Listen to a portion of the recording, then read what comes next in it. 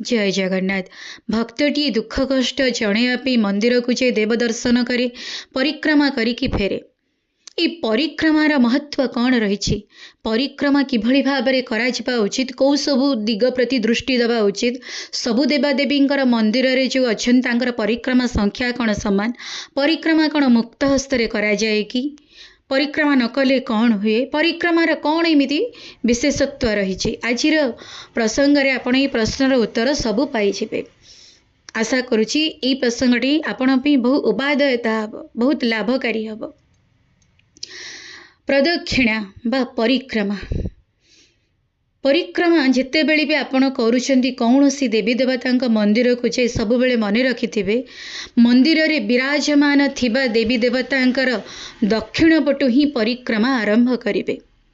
जहाँ आम वैदिक शास्त्र रे लिखित अछि, मंदिर रे विराजमान थिबा देवी बा देवतांकर जो दिव्य तेज, जो दिव्य ऊर्जा ता उत्तर पटु होई कि दक्षिणावर्ती होइथे। आभामंडल जितेबाला दिव्य ऊर्जा घूरी बुलू थाए, से लगी कहुए भक्तटी जितेबाला परिक्रमा करे से दिव्य ऊर्जा संस्पर्श रे आसिले तार जन्म जन्मांतर पाप नष्ट हवा सहित दारिद्र्य दुख क्लेश रोग व्याधि समस्त दुख तार दूरीभूत हुए। आउ ये परिक्रमा किभली करा जिबा उचित, परिक्रमा केबे भी मुक्त हस्तरे करा जाएनी। फूलटी आंजुली रे किछि फूल हो, किछि अक्षत अर्थात अरुआ चाउल हो किंबा किछि मुद्रा बा पैसा हो धरिकी आपण परिक्रमा दक्षिण पटु ही आरंभ करिकी सेई दक्षिण पटे ही आपण सेई आंजुली तक सेठी थोई देबे। आउ परिक्रमा जितेबाला करिवे सेतेबाला केबे भी धराधरी हुई परिक्रमा करिवे नहीं कि अधारू अटकिवे नहीं, क्या सहित कथबार्ता करिवे नहीं। परिक्रमा कला बेले मंदिर रे विराजमान थिबा देवी देवतांकर नाम को उच्चारण करी करी जय जगन्नाथ हो, ओम नमः शिवाय, ओम नमः भगवते वासुदेवाय, जय माँ दुर्गा, जहाँ आपनको भल लगुच ताहा कही कही की परिक्रमा करिवे। आउ ये परिक्रमा सबु देवादेवींकर समान न थाए। गणेश को 4 थर, भगवान विष्णु को 4 थर, हनुमान जी को 3 थर, कौन सी भी देवी मंदिर को जातु तांको थरे, आउ देवदेव भोला बाबा शिव शंकर को अर्ध परिक्रमा करा जाए।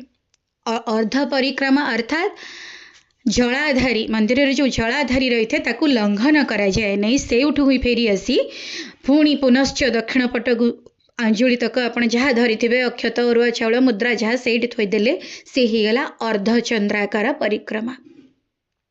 आउ ये परिक्रमार पुण्य होची अश्वमेध यज्ञ सहित समान।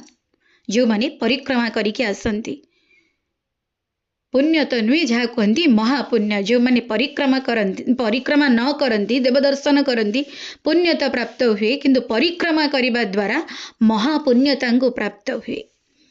आउ जितेबले परिक्रमा करती ना दिव्य ऊर्जा संस्पर्श से आसती, निजर गृह को प्रवेश करती ना दिव्य ऊर्जा घरे मध्य संचरित है, घरर वास्तुदोष नष्ट है, नकारात्मक शक्ति जो मैंने सक्रिय था से माने मध्य निष्क्रिय हेले, दुर्बल हेले।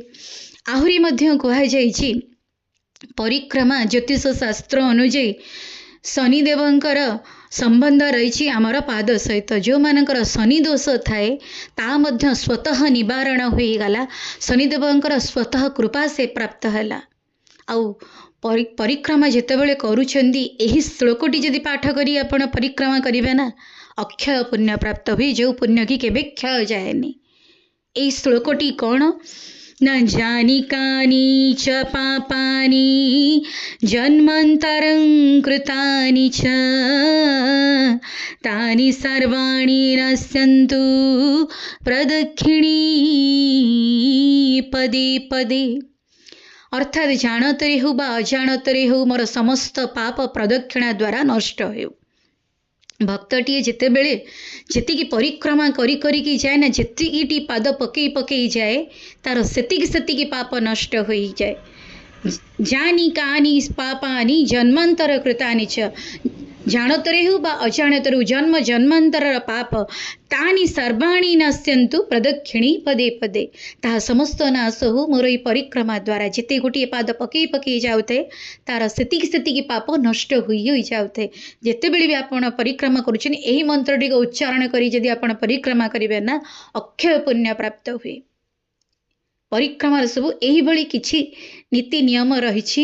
ଏହାକୁ ମାନିକି ଯଦି ଆପଣ ପରିକ୍ରମା କରିବେ ନା ଅକ୍ଷୟ ପୁଣ୍ୟ ପ୍ରାପ୍ତ ହେବ। ଭଗବାନ ସମସ୍ତଙ୍କର ମଙ୍ଗଳ କରନ୍ତୁ। ଜୟ ଜଗନ୍ନାଥ, ଜୟ ଜଗନ୍ନାଥ।